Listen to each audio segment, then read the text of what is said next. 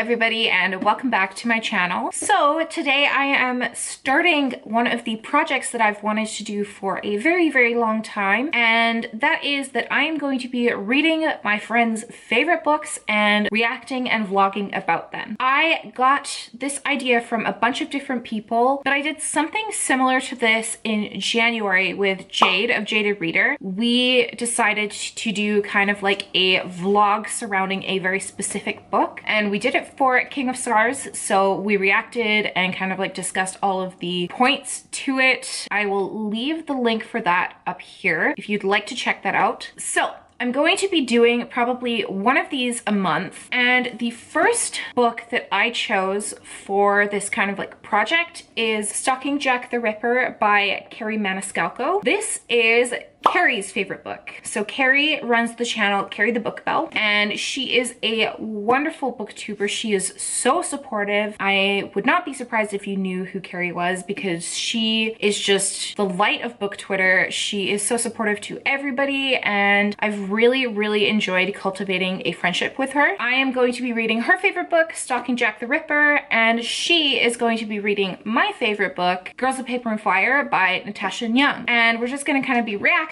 to it, and so that's essentially what this video is going to be. It's going to be kind of like a chill vlog style, but I will do a mini review at the end, so I hope that you'll stick around to enjoy it. And yes, I am very excited for this. I hope that it goes well.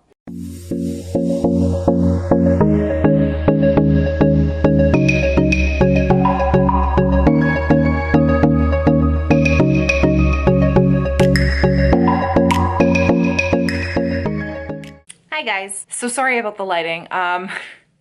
Oops. It's nighttime. So it's Friday evening, and yeah, I'll give you kind of like my update on what I think of Stalking Jack the Ripper. So I am reading both the physical and the audiobook. I have the audiobook on Audible, and I'm currently on page 84. My thoughts so far, I actually really like it. I didn't like it when I started reading it the first time because, I don't know, maybe I just wasn't in the mindset. It wasn't something that I'd ever read before. It wasn't something that I ever was really invested in, but I'm kind of on a high from Clockwork Princess, and because this is kind of set in like that same sort of, I guess you would say, time frame, and is using like the same sort of language and the same sort of like social norms and stuff like that, I'm actually very interested in it. So far, what has happened is the killer, called the Leather Apron, I guess, has been going around killing all of these prostitutes. And Audrey Rose, the main character, is niece to a doctor, I do believe, or a professor for anatomy, and she has like a very huge curiosity for like anything to do with science and medical stuff, and so she has been under her uncle's wing trying to learn the basics of this kind of profession, I guess, despite her gender. And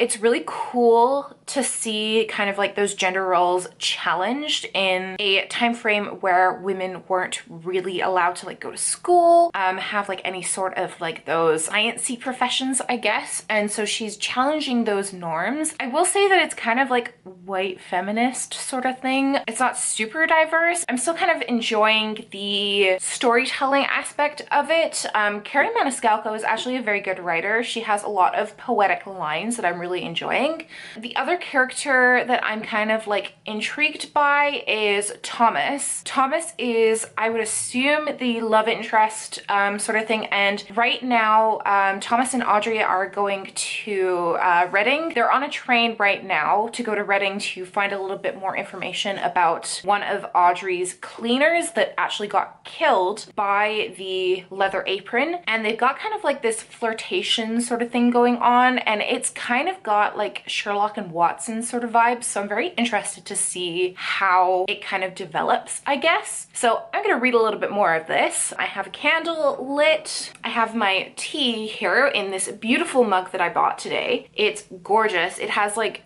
marble swirls on the inside as well. I'll probably update you a little bit tomorrow, and I'll kind of give you my thoughts on the second half of this book. So anyways, bye.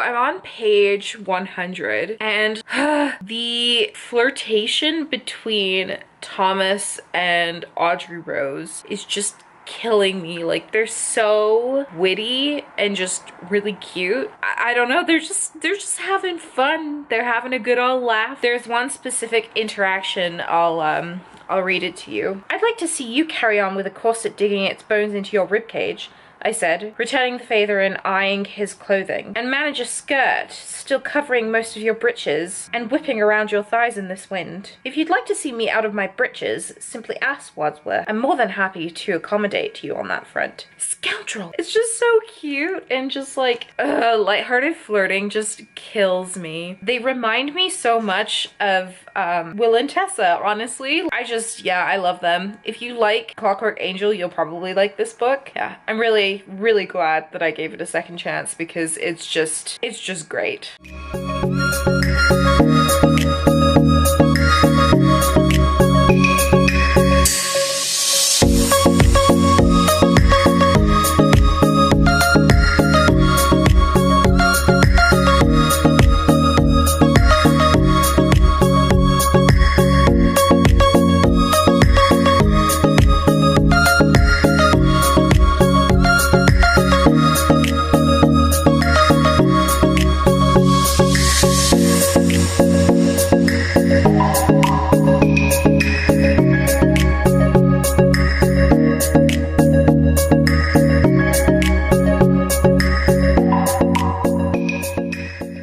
So it's been like a week since I finished Stalking Jack the Ripper by Kerri Maniscalco. It was a really busy week actually. I was working a lot, so shout out to that, I guess. I ended up giving this a 4 out of 5 stars. I think that the audiobook really helped keep my attention on all of the plot lines and stuff like that. I guessed who the killer was on like page 20, so kudos to that. It didn't actually take away from the story at all, which is interesting because usually it's like, oh, now I don't really need to read the rest of the story. I actually really enjoyed it. It was a really interesting look into society and how feminism affected women in like the 1800. I think this actually might be 1900, like Victorian era. My favorite character was Audrey Rose. I really liked her. There's one instance where she's talking about her heritage where she goes to like the carnival and stuff like that, and I wish we would have gotten more insight into that, but I'm hoping that in Hunting Prince Dracula, the second book,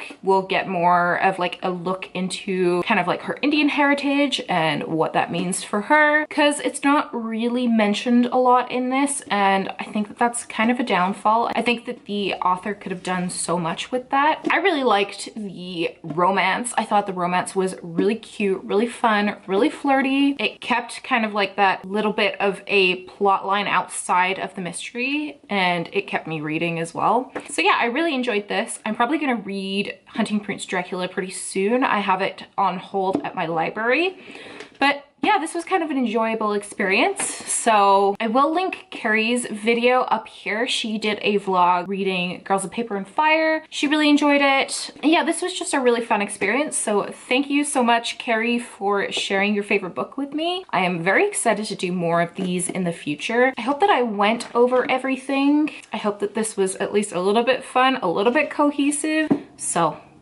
yeah, that is everything essentially. Thank you so much for watching. If you liked this video, then give it a thumbs up and let me know down in the comments section below if you've read this book, what you thought of it, all of that good stuff. As always, all of my social media links will be down in the description box below if you'd like to follow me on my Instagram or my Twitter. Thank you so much for watching once again, and I will see you in the next video.